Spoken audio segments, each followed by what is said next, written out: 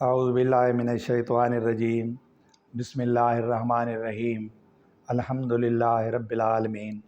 والصلاۃ والسلام علی سید الانبیاء والمرسلین وخاتم النبیین وعلی آلہ واصحابہ اجمعین اما بعد۔ پیارے دوستو، السلام علیکم ورحمۃ اللہ وبرکاتہ۔ فقیر فیض محمد سکندری پتافی الفیض چینل کے ساتھ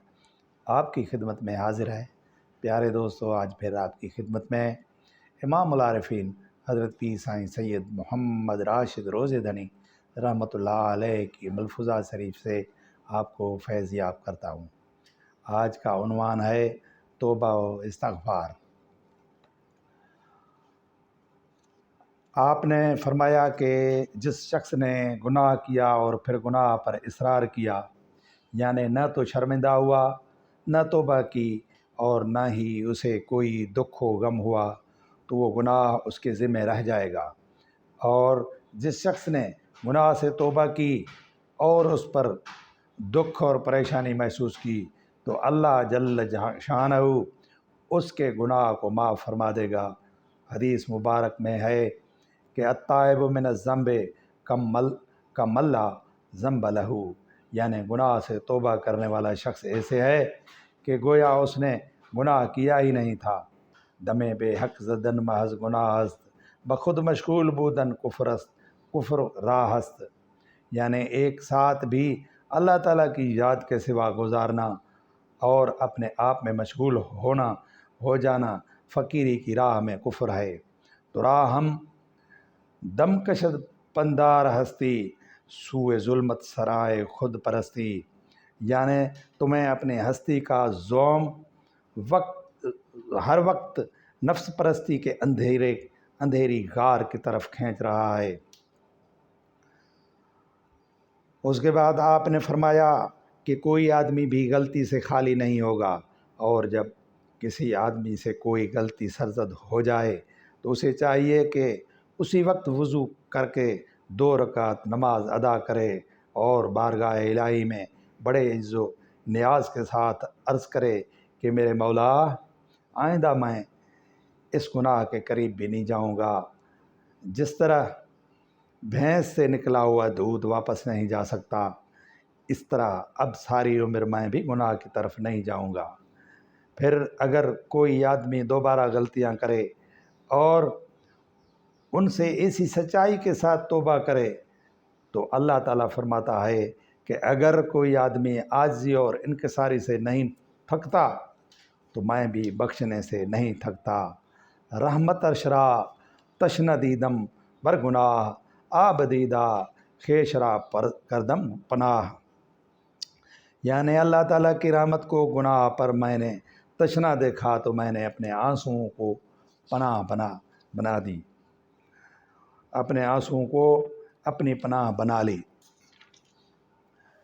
بودعین افوے تو آسی طلب عرصۂ سیاں گرفتم زیں سبب، اے میرے رب العالمین، میں نے دیکھا کہ تیری رحمت تیرے افق کا سورج گناہ گاروں کو طلب کر رہا ہے، ڈھونڈ رہا ہے، اس لیے میں بھی گناہوں کے میدان میں کھڑا ہو گیا۔ چوں ستاری تو دیدم کار ساز، دم بدست خود دریدم پردہ باز، جب میں نے تمہاری ستاری کو کار ساز دیکھا تو اپنے ہی ہاتھوں سے اپنا پردہ پھاڑ دیا۔ قطرہ چند از گناہ گر شد پدید، در چنی دریا کجا آید پدید، اگر میرے گناہ کے 2-3 قطرے ظاہر ہو گئے تو تیری رحمت کے کشادہ دریا میں کیسے ظاہر ہوں گے۔ آپ نے فرمایا کہ اللہ تعالیٰ جل جلالہ اللہ تعالیٰ جل شانہ توبہ کرنے والے بندے پر بڑا راضی ہوتا ہے، اور اس کی اطاعت کرنے پر اللہ تعالیٰ ایسے خوش ہوتا ہے جیسے کوئی شخص اونٹ پر اپنے کھانے پینے کا سامان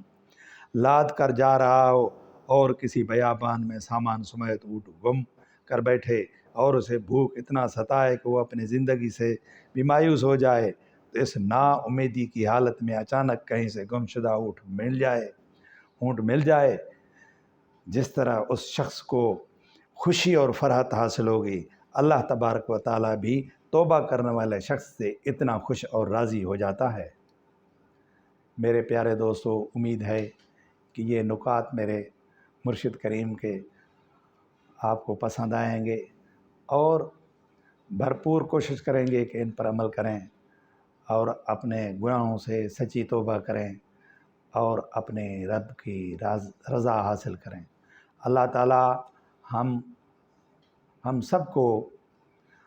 ایمان کامل سے نوازے اور ہمارا خاتمہ ایمان پر ہو، خاتمہ بالخیر ہو، اور اللہ سے یہ دعا مانگیں، یا اللہ ہمیں ایمان کے ساتھ زندہ رکھ اور ایمان کے ساتھ، ایمان کی سلامتی کے ساتھ اپنے پاس بلا۔ وما علینا الا البلاغ المبین۔